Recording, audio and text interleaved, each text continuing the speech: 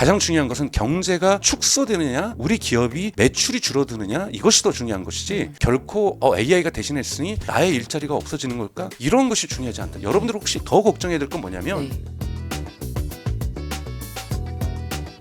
네, 여러분 안녕하세요. 11월 28일 어피티 오네요. 매주 목요일마다 여러분들과 함께하는 전문가 초대석 시간입니다. 저는 진행자 박진영이고요. 오늘도 강정수 박사님 모시고 AI 현황과 전망을 주제로 말씀 들어보겠습니다. 또 간단히 박사님 소개 한마디 부탁드린다면요. 네, 저는 경제학으로 독일에서 학부하고 석사를 하고 경영학으로 박사를 했는데요. 큰 틀에서 볼 때는 디지털 경제와 관련해서 박사 논문을 썼고요. 그다음에 그 이후에 이제 이러한 기술이 어떻게 시장을 형성하는가. 그러니까 이 테슬라 같은 경우에도 이 기술에 의해서 새로운 전기차라는 기술에 의해서 시장 전환이 어떻게 이루어지는가를 다루고 있고, 제가 뭐 이커머스 이런 부분들도 같이 연구를 하고 있지만 AI도 마찬가지로 저는 AI 그 자체가 아니라 이 테크놀로지가 어떻게 마켓을 만들고 이 안에서 마켓에서 성장하고 사회적 변화가 이루어지는 거를 연구를 하고 있고, 그와 관련된 책이 이번에 새롭게 추가로 나온 거죠. 잠깐 말씀을 들어보면서 저는 이제 사담을 잠깐 해보자면 10여 년 전에 제가 박사님을 처음 이제 학교에서 대학에서 강사님으로 뵀었을 때 제가 학생이고, 그때 이제 유튜브를 포함한 이런 OTT 시대를 그때부터 말씀하시면서 그 OTT가 만들어낼, 구독 경제가 만들어낼 새로운 시장을 얘기를 하셨었어요. 근데 저는 말하자면 그 시장에 지금 또 한 명의 플레이어로서 이렇게 시장 안에서 열심히 살고 있습니다. 진짜 갑자기 새삼스럽게 그런 생각이 들고요.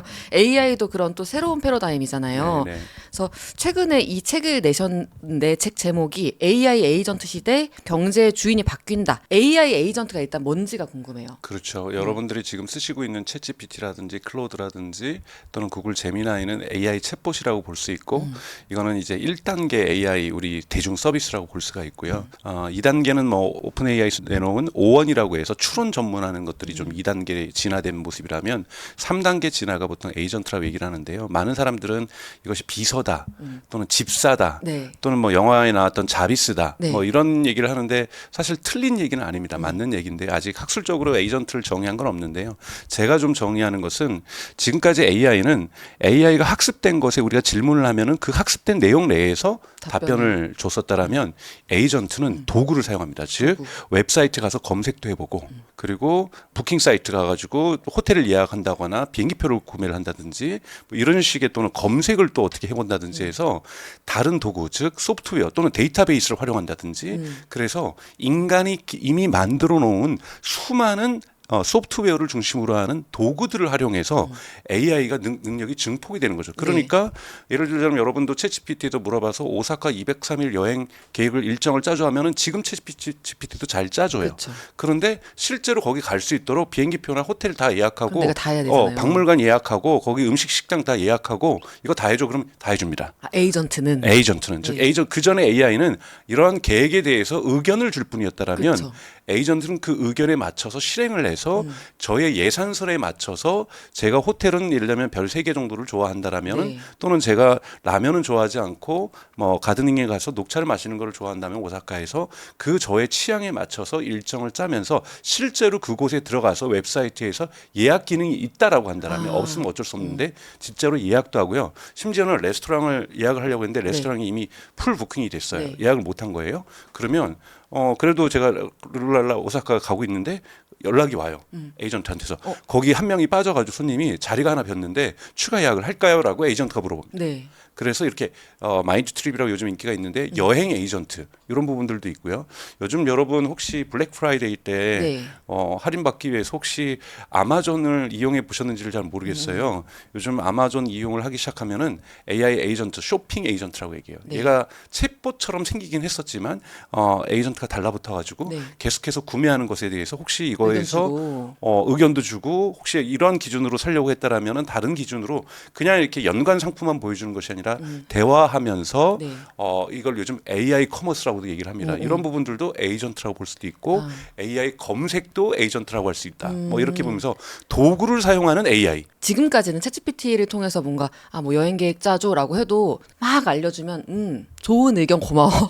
좋은 아이디어다 하고 결국에는 다시 제가 이제 들어가가지고 다 검색하고 그렇죠. 그리고 뭐 흑백요리에서 나오는 레스토랑 같은 데도 다 전화해가지고 여기 남는 자리 없나요? 뭐 이런 식으로 했었는데 그런 행동 실제 액션들이 다 에이전트가 그렇죠. 대신해 줄수 비서라는 있다. 건 뭐냐면 제가 원했던 것을 실행해 주는 그렇죠. 거거든요. 집사라고 하는 거는 챙겨도 주는 거고 그렇기 때문에 에이전트라는 것은 액션 엔진이라고도 얘기를 해요. 그러니까 네. 즉 실제로 행위를 행동을. 해준다라는 거죠.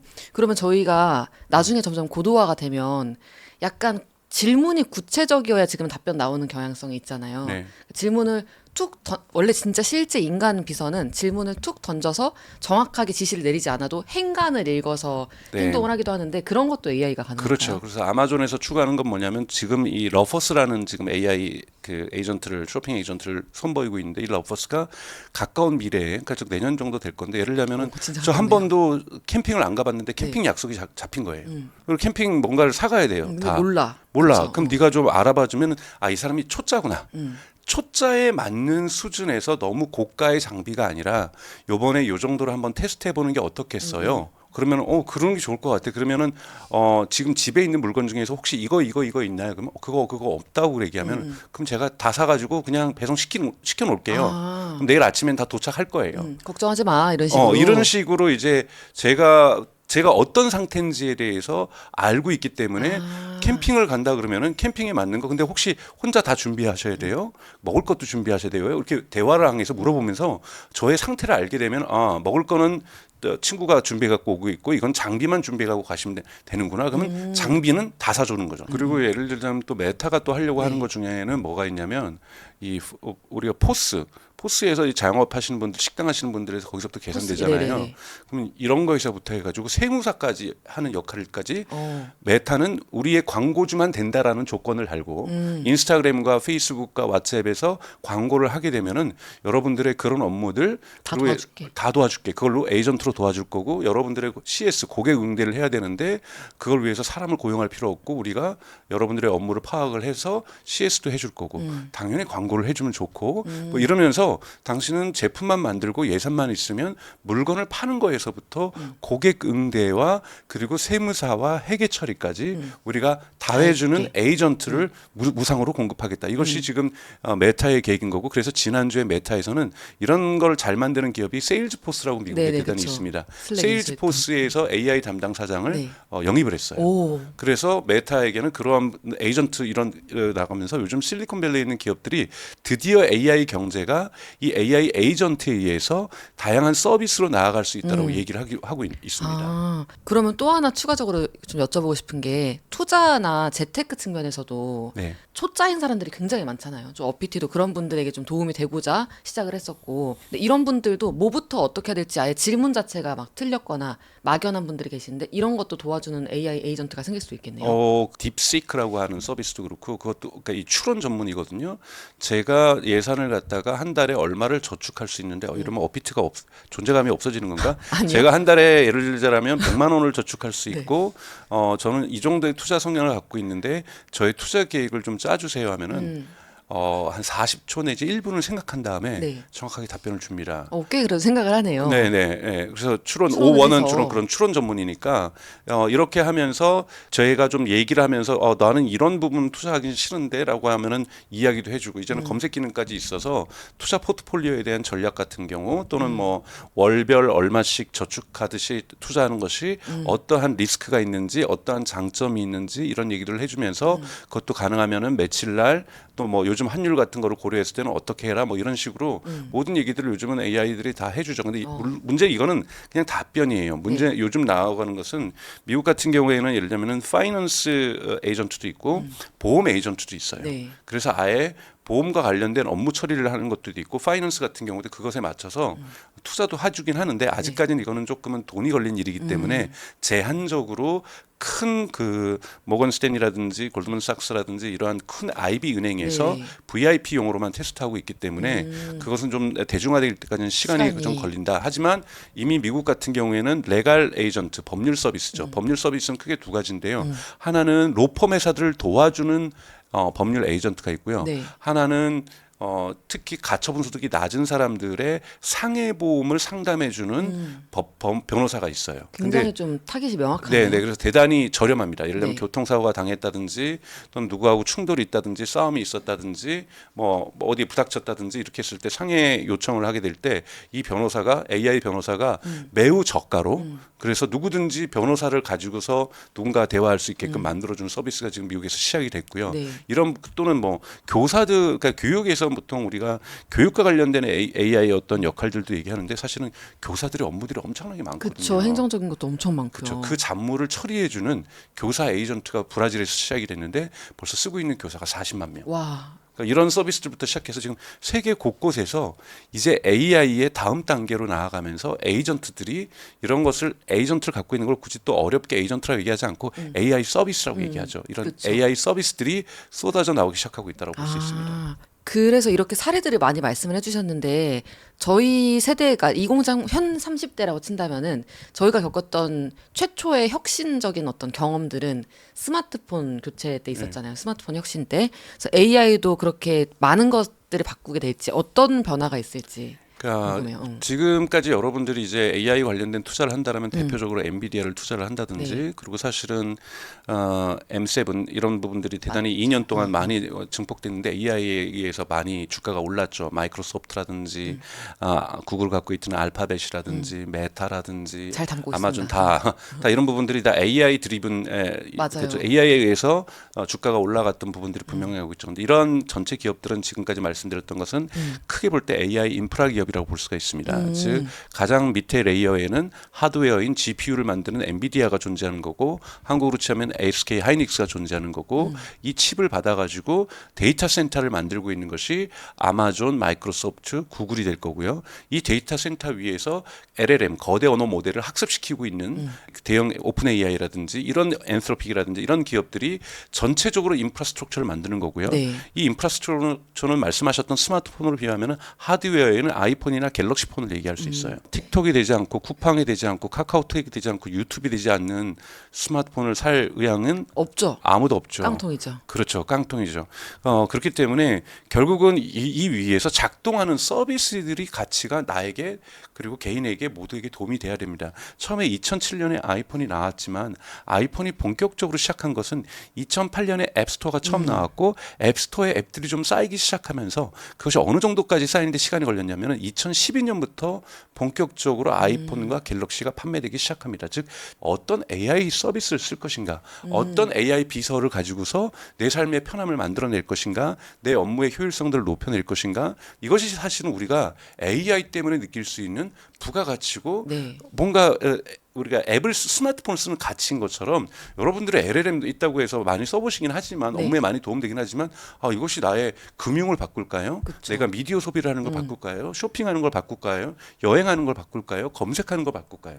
즉 스마트폰에서는 앱이 데스크탑하고 다른 우리가 미디어 소비를 바꿨고 네. 우리가 금융하는 걸 바꿨고 커머스하는 걸 바꿨고 다 바꿨잖아요. 네. 마찬가지로 AI 서비스들이 바꿀 거다. 근데 이것이 새로운 서비스도 있지만 기존의 구글에 녹여 들어가고 네이버에 녹여 들어가고 토스에 녹여 들어가고 이런 방식으로도 변화는 있을 것이다. 오히려 이미 서비스를 하고 있는 스마트폰 기반으로 서비스를 하고 있는 곳들이 AI 붙였을 때 이게 좀 지렛대처럼 활용할 수도 있겠네요. 예를 들자면 네. 메타는 AI 서치도 에이전트라고 얘기를 네. 하거든요. 도구라는 걸 이용합니다. 레그라는 도구를 이용하는데요. 깊게 들어가지 않더라도 메타도 지금 AI 서치를 준비 중이라고 했어요. 왜 메타가 그걸 하냐면 인스타그램에서 여러분들이 맛집을 찾았어요. 나 여기 가보고 싶어. 그럼 인스타그램에서 이게 해결이 안 돼요. 그렇죠. 굳이 네이버 지도를 켜서 거기서 다시 해가지고 예약하고 거기까지 이동하는 내비게이션을 한단 말이에요. 네. 그럼 메타 입장에서는 인스피레이션 뭔가 사람들이 찾고자 하는 영감은 여기서 자기네가 줘놓고 돈은 네이버가 벌어가고 그쵸. 구글이 벌어가는 거예요. 그러고 싶지 않다라는 거예요. 그래서 지도까지 포함한 AI 검색 서비스를 메타가 도입을 하겠다라는 거예요. 그러면 내가 이 맛집을 킵해 놓으면 그곳의 위치 정보와 그곳의 예약 정보가 있어서 실제로 이러려면은 캐치 테이블 같은 기능을 집어여서 예약도 가능해지는. 네. 그래서 인스타그램을 벗어나지 않게 하겠다. 이것이 지금 메타의 계획인 거잖아요. 이렇게 되면은 이러한 버티컬 앱들 하나하나가 AI 서치와 AI 커머스 기능을 갖추게 되는 네네. 이러한 방향으로 가게 되는 거죠. 아. 또 무서운 부분도 있어요. 네. 요즘은 그런 거잖아요. 예를 들면 여러분들이 다닌 직장과 관련돼 있을 수도 있는데 메타에서 처음에 이제 AI가 나왔을 때 메타나 틱톡이나 구글에서 뭘 했냐면은 생성 AI라고 하니까 제너러티브 생성해 주는 거잖아요. 그래서 광고를 생성해 줬어요. 네. 광고를 생성해 주는 일들을 하고 크리스마스 시즌이면 크리스마스 시즌에 광고 프로덕트를 이미지를 막 바꿔주고 여름에 뭐 그러면 바캉스철이면은 휴가철이면 휴가철에 맞춰서 좀 바꿔주고 이런 거를 저렴하게 자동으로 생성을 해줘서 아 이게 그래서 생성 AI구나라고 네, 생각을 네. 했는데 요즘 올해 9월부터는 무슨 일이 생기냐면 네. 여러분 퍼포먼스 마케팅 기업에 다니시는 분들도 있으실 텐데요. 퍼포먼스 마케팅을 안 해줘도 된다. 대신 우리가 하겠다. 에이전트 쓰지 마시면 메타나 구글이나 틱톡에서 우리가 AI를 통해서 어느 그룹에 이것을 노출시킬지 어떤 나이대에 어떠한 성별에 어떤 취향을 가진 거에 대해서 노출시킬지 우리가 더 잘 아니까 네, 그쵸. 우리가 이걸 하겠다. 그쵸. 그리고 이러면서 지금 퍼포먼스 마케팅 자체가 없어지는 게 아니라 네. 퍼포먼스 마케팅 에이전트 쓰지 않으셔도 된다. 그 비용 절약하셔라. 이걸 가지고 우리가 광고에서 매출까지 만들어내겠다. 이런 식으로 가게 되면 네. 산업의 질서가 재편되는 거고요. 그쵸. 이번에 또 마이크로소프트가 내놓고 있는 것은 뭐냐면 코파일럿 스튜디오라는 건데요. 제가 지금 말하는 자연어처럼 아 나는 우리 회사에 이러이러한 기능이 필요해. 그럼 그 친구가 이러이러한 도구를 줄 수 있어라고 네. 물어봐요. 그럼 이러이러한 도구를 연결해 줄게 데이터베이스겠죠. 그러면 솔루션 하나 만들어줘요. 저 그래서 예를 들면 맥킨지에서 이번에 일어났는데 네. 맥킨지에는 하루에 수만 건의 메일이 와요. 뭐가 오냐면 우리는 이러이러한 컨설팅이 필요한데 해줄 수 있어라고 하면은 이걸 지금까지 여러분 맥킨지도 일일이 다 사람이 봤어요. 아. 이걸 보고 메일이 의도하는 바는 이거니까 우리 회사의 전문가 데이터베이스를 검색을 해봅니다. 이거는 이 부서에 매칭, 있는 네. 누가 하면 좋겠다면서 매칭을 해줘서 그 이메일을 이쪽으로 포워딩을 해줘요. 네. 네, 이렇게 해줬단 말이에요. 근데 이거를 요번에 마이크로소프트가 만든 이 클라우드 스튜디오에서 사람이 이렇게 얘기하고 전문가 DB를 연결시켜줬어요. 네. 이 도구를 쓴 거죠. 이 도구를 쓰니까 흔히 말하는 메일을 파싱한다고 하는데 메일을 분석해요. 정확하게 요구하는 게 이거구나. 그럼 얘가 전문가 DB를 찾아봐요. 네. 찾아봐서 연결을 딱 해주면서 바로 포워딩을 해주죠. 네. 그래서 인력이 90%가 감축됐어요. 90%가 감축된 거예요. 네. 그러면 네. 10분의 1이 남은 거예요. 네. 그래서 10분의 1은 뭘 하냐면 근데 예를 들면 전문가 DB에 있었는데 이 사람이 네. 퇴사를 했어. 이럴 경우는 어떻게 할까를 물어보는 거 여기에 대한 이 사람이 응대를 한다든지 그쵸, 사람이 전체 해야 되는 과정을 팔로우 한다든지 이렇게 관리한다든지, 감독한다든지 네. 이런 역할 하는 사람만 빼놓고는 다 그만둔 거죠. 그러니까 말씀해주신 맥락이 이게 누군가한테는 기회고 얼리 아답터가 될 수 있는 어떤 환경이고 할 수 있지만 퍼포먼스 마케팅은 또 저희 또래 친구들이 굉장히 많이 마케팅 업계에서 그렇죠. 그쵸.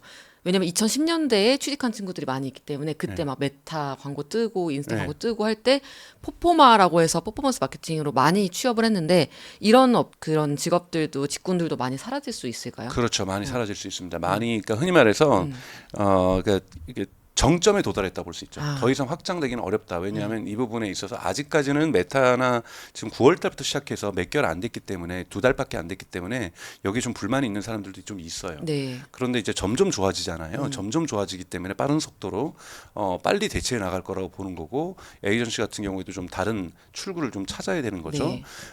그리고 지금 맥킨지에서 이런 작업을 해줬던 건 대부분 인턴 사원들이거든요. 네. 이런 사람들의 일자리가 줄어들게 되는 거고 또 하나는 CS 같은 경우에서도 지금 우리가 사람이 어떤 응대를 어떻게 거치게 나올지 모르는데 다 녹음하고 있잖아요. 학습 데이터가 너무 많은 거예요. 이런 CS를 학습을 하기 시작하면은 CS 부분은 많은 부분 AI 보이스에 의해서 대체될 가능성이 높습니다. 그래서 실제로 업무 효율화가 에이전트로 오면서 좀 더 가속화되는 거예요. 네. 그전에는 학습을 했다고 해서 제가 했던 말을 흉내내 가지고 답변을 했는데 그쵸. 이제는 이런 경우에는 이렇게 답하라는 데이터베이스가 있는 거예요. 너무 많이 쌓여 있는 그렇죠. 거죠. 쌓여 있는 그 도구를 접속해서 흉내만 내는 것이 아니라 도구에 접속해서 정확하게 답변을 해준다든지 이렇게 해서 환불 처리한다라면 환불 처리 과정으로 토스 넘겨준다든지 이런 일들을 정확하게 우리가 사람이 다 하듯이 그냥 말로만 응대를 하는 것이 아니라 그 다음에 업무 과정들을 진행을 시켜준다는 의미에서 에이전트 기능화되기 시작하고 있는 거거든요. 근데 어떤 지점이 있냐면요. 지금까지 그래도 한 몇 년 동안 로보 어드바이저, 뭐 AI, 챗봇 이런 용어를 많이 들어봤던 저희 세대 입장에서는 그러니까 많은 분들이 그럴 거예요. 이제 챗봇 상담으로 넘어갑니다. AI 상담으로 넘어갑니다. 뭐 이런 창 뜨면은 어차피 해결이 안 될 거라는 그런 불신이 있기 그렇죠. 때문에 끊어버리거든요. 네. 근데 이제는 안 그럴 거라는 그렇죠. 건가요? 도구를 쓰고 있기 때문에 가능한 네. 거죠. 예를 들자면 애플의 시리도 내년 정도는 고급화될 거라고 얘기를 하고 있죠. 시리가 예를 들자면 물어보면은 여러분들 시리 잘 안 쓰시잖아요. 그쵸. 왜냐하면 멍청하잖아요. 웬 시리아 이러면 시리아라고 부르지도 않았는데 켜지고 꺼버리고 이런 것만 반복되죠. 그렇죠. 뭐 날씨 물어보는 거, 시간 물어보는 거 굳이 안 물어봐도 그쵸, 되는 굳이 것들 느려. 하는데 이번에 나오는 시리가 에이전트화되는 시리는 어떤 거냐면 예를 들면 엄마가 오늘 저녁에 공항에 도착하는데 내가 몇 시에 여기서 출발하면 늦지 않을 것 같아. 그거를 하게 되면 지금 시리는 애플이 만든 앱은 마음대로 켰다 껐다 할 수 있어요. 오. 이제 요 AI 에이전트화되는 시리는 네. 그럼 일정 캘린더를 켭니다. 캘린더 앱을 켜가지고 엄마가 오늘 몇 시에 도착하는지를 정확하게 조사를 해요. 그 다음에 사파리를 켭니다. 사파리에는 검색이 포함되어 있거든요. 네. 그래서 검색을 해서 공항 사이트에 접속해서 그 시간대에 도착하는 비행기를 보면서 딜레이가 있는지 연착이 있는지 없는지를 확인하고 그다음에 애플 지도를 켜요. 근데 한국에서는 애플 지도가 의미가 없지만 네. 여러분 미국에 여행 가시거나 유럽에 여행 가면 애플 지도가 요즘 구글 지도만큼 좋거든요. 그래서 애플 지도를 킨 다음에 여기에서부터 지금 위치도 알고 있으니까 공항까지 교통 정체를 고려해서 몇 시간이 걸린다는 거를 파악한 다음에 여기에 오후 4시에서 오후 5시에 출발하는 게 좋을 것 같아라고 조언을 해주죠. 이것처럼 앱이라는 도구를 직접 본인들이 켜서 시리가 켜서 네. 답을 내니까 과거에는 답을 못했던 것을 이제는 시리가 답할 수 있게 되는 거죠. 직접 도구를 써서 결국에 원래는 내가 다 해야 됐던 행동들을 그 시리가 해주는 거죠. 그렇죠. 이 앱을 작동시킨다는 거죠. 그쵸, 이 앱이라는 도구를. 그리고 또 하나는 이건 지금까지는 애플이 만든 것도 있지만 여러분 기업에 있는 전략적인 고민도 되시는 거예요. 앱 인텐트라고 하는 이 API라는 것이 있어요. 이거를 갖다가 연결을 하게 되면 이제 시리가 나머지 서드 파티가 만든 다른 회사에서 만든 앱도 열어볼 수 있어요. 근데 이건 그쪽에서 열어줘야 돼요. 예를 들면 토스를 만약에 열어준다든지 배민을 열어준다든지 또는 쿠팡 이츠를 열어주면 제가 시리한테 물어볼 수 있죠. 내가 지난주 월요일에 먹었던 거 그거 맛있더라. 그거 또 시켜. 그러고 나서 야 언제쯤 우리 집 언제쯤 와? 앞으로 배송 시간 얼마 남았어? 그러면 7분 남았습니다라고 시리가 답할 수 있어요. 그 앱을 내가 키지 않더라도 이건 달라지는 거거든요. 네. 그럼 아예 이 형태가 바뀔 수도 있겠네요. 확실히. 그렇죠. 예, 예. 그런데 문제가 되는 게 있죠. 배민이나 쿠팡 이츠에서는 그렇게 해주면은 우리 사이트를 방문 안 해주면 그쵸. 추가적으로 뭘 좀 판매하고 싶고 뭔가를 더 하고 싶은데 우리 방문자가 줄어들게 되잖아요. 그러니 당연히 안 해줄 거예요.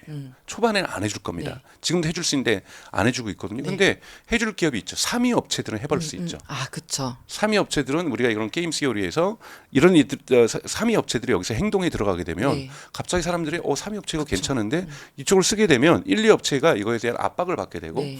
또 1, 2 업체, 3위 업체가 의미가 없는 독점 업체들 KTX. 네. 자, KTX는 방문자가 많지 않든 많든 상관없어요. 표만 잘 팔면 돼요. 네. 그리고 취소해주고 변경해주고 이런 시대로 지금 진입할 수 있다라는 거고 그래서 B2B 영역에서도 B2C 영역에서도 거대한 변화들이 지금 예고되고 있는 거죠. 예고되고 있는 상황이다. 네. 이런 글도 나왔어요. 온라인 커뮤니티에서 이제 내가 그림 그릴 테니까 너는 빨래를 개라라고 AI한테 했더니 AI가 막 창작을 하고 내가 이제 빨래를 하게 생겼다. 이런 식으로 좀 자조적인 얘기를 네. AI가 그냥 고부가 같이 일들 다 하고 나는 이제 단순 노동을 하게 되지 않을까라는 공포감인데 네, 맞습니다. 이런 얘기들 앞에서는 이제 우리가 알아야 되는 게 뭐가 있을까요? 그러니까 우선은 그 공포감은 과거부터 언론사들이 많이 했던 그런 공포감 조성하는 기사예요. 그러면 사람들이 공포감이 저르면 우리 포모라고 하잖아요. 다 네. 클릭하거든요. 그러면서 그래요. 지금까지 우리가 봤던 모든 영화, 모든 소설 다 뭐예요? 기술이 막 나를 막 괴롭히고 AI가 인류를 막 공격하고 막 그쵸. 전쟁하고 눈 막 바뀌고 뭐 이런 거잖아요. 이런 부분에 대한 공포 심리가 있어요. 근데 여러분 AI 에이전트가 대신하는 것은 지루하고 반복적인 일을 대신하는 것이지 창의적인 일을 한다는 것은 지금 생성 AI가 너무나도 똑똑하게 뭔가 그림도 잘 그리고 영상도 잘 그린 것 같으니 어떻게 인간하고 똑같지? 글도 잘 쓰고 노래도 잘 만들고 그러잖아요. 시도 잘 쓰고. 그쵸. 그러다 보니까 창작적인 영역에서 인간을 대체하겠다라는 이러한 잘못된 어떠한 여론들이 형성되고 있지만 절대 그렇지 않습니다. 그것은 업무를 대신하기에는 업무 자동화가 되게 어려워요. 패턴하기도 오히려, 어렵고요. 네. 이건 이례적으로 내가 물어보고 효율성이고 아이디어를 얻는데 카피라이팅을 할 때 광고 문구 문구를 만들 때 이럴 때 도움을 받는 것이지 가장 AI가 잘하는 것은 반복적인 일이에요. 그래서 반복적인 일에서 자동화도 이미 많이 이루어졌지만 아직까지도 자동화가 이루어지지 않았던 아까 전에 맥킨지 사례 같은 것들은 자동화하겠죠. 이르면 일자리 부분이 줄어들 수 있는데 그때 이분이 원래 하셨던 분들은 빨래 개는 일들을 하고 계셨던 거예요. 빨래 개는 일들을 하고 있다라면 이거는 대체될 가능성이 있습니다. 그러나 인류의 역사를 볼 때는 빨래 개는 일을 대체했다고 해서 그분들을 해고하는 것이 아니라 다른 일로 배치하는 경우가 많아요. 예를 들자면 카페 같은 경우에서도 둘 중에 하나예요. 여러분 카페를 운영하는데 제가 커피 전문점을 운영을 해요. 영업이익률 3%밖에 안 돼요. 너무나도 각박해요. 그쵸. 그런데 메타가 광고는 어차피 좀 해야 되는데 저의 세무사 비용을 월 30만 원을 아껴줘요. 그리고 에이전시 비용을 월 50만 원을 아껴줘요. 그럼 저는 월 80만 원이 더 남는 거잖아요. 나쁜 경영자는 이걸 가지고 밥 먹고 술 먹겠지만 좋은 경영자는 이걸 가지고 훨씬 더 우리 회사를 좀 더 잘해볼 수 있는 방향들의 생각을 하고 마케팅 비용에 예산을 쓴다든지 알바 하시는 분들에게 좀 더 혜택을 준다든지 하면서 성장을 꿈꾸게 된다라는 거죠. 그러니까 즉 모든 사람들이 성장하는 건 아니에요. 절약한 만큼. 하지만 절약은 비용을 절감시켜주는 것은 경제학적으로 볼 때 항상 성장의 기회가 돼줄 수 있다라는 거죠. 그렇기 때문에 인류의 역사에서 볼 때는 항상 성장하는 기업 속에서 고용도 늘어났거든요. 네. 기업이 성장하냐 안 하냐, 한국 경제가 성장하냐 안 하냐 이것이 더 중요한 것이지 AI가 일자리를 뺏느냐가 중요한 것이 아니라 AI가 그러면 기업의 성장에 한국 경제 성장에 어떤 도움을 줄 수 있을 것인가. 만약에 도움을 준다라면 일자리는 내가 하던 일자리는 아니더라도 다른 일자리 속에서 저의 일자리, 여러분들의 일자리는 보존될 가능성은 매우 높습니다. 그래서 항상 성장하는 게 중요하거든요. 계속 기업이 쪼그라들기 시작하고 안 되면은요 AI가 아니더라도 제 일자리는 없어져요. 아, 그렇죠. 네. 어차피 경제가 쪼그라들 거면 그렇죠. 가장 중요한 것은 경제가 축소되느냐, 우리 기업이 매출이 줄어드느냐 이것이 더 중요한 것이지 결코 AI가 대신했으니 나의 일자리가 없어지는 걸까 이런 것이 중요하지 않다. 여러분들 혹시 더 걱정해야 될 건 뭐냐면 네. 죄송해요, 제 나이가 이제 드러나는 건데 제가 독일로 유학을 가기 전에 6개월 제가 회사에 근무를 했는데 네. 부장이 저를 부르는 거예요. 저는 신입사원이니까 정수야, 내가 엑셀을 배워야 되겠니? 너가 하면 되지 않을까? 나 정년퇴직할 때까지 엑셀 몰라도 되지 않을까? 이런 얘기 하셨어요. 네, 그분이 그분들에게는 50대, 예? 50대셨어요. 그렇죠. 그분들은 엑셀이라는 게 너무나도 큰 부담감이에요. 파워포인트? 뭐지 도대체? 이런 세대였단 말이에요. 안 배우고 싶어. 안 배우고 싶고 너가 해주면 너가 있는 걸로 그냥 하면 되니까. 저도 근데 배워야 되는데 뭐 어렵지 않게 그냥 배웠어요. 근데 여러분들 요즘 엑셀이 어려워서 파워포인트가 어려워서 일하기 힘들다 이건 아니시잖아요. 그렇죠. 근데 여러분 에이전트를 태어나서부터 쓰는 세대가 곧 지금 성장하기 시작하고 있어요. 이걸 AI 세대라고 얘기를 하거든요. 그래서 일부 세대론자들은 알파 세대를 젠지 세대에서 다음 세대를 알파 세대라고 그랬는데 이 알파 I가 AI일 수도 있겠다라고 얘기를 해요. 그래서 이분들은 이 툴들을 쓰는 것이 너무 쉬워요. 너무 쉽고 너무 자연스럽습니다. 자연스럽고. 너무 자연스럽기 때문에 이분들이 직장에 들어올 때 여러분들의 일자리는 위험해질 수 있어요. 그러니까 이런 것이 여러분들에게 위협인 것이지 AI를 잘 쓰느냐, 도구를 잘 활용할 수 있느냐, 여러분들도 AI라는 도구를 잘 활용할 수 있느냐 없느냐가 여러분들의 일자리를 보장하는 것이지 이것이 우리 도입된다고 해서 내 부서가 축소된다고 하는 것이 아니라 우리 기업이 성장한다면 내 일자리는 반드시 찾아낼 수 있다라고 말씀드리고 싶습니다.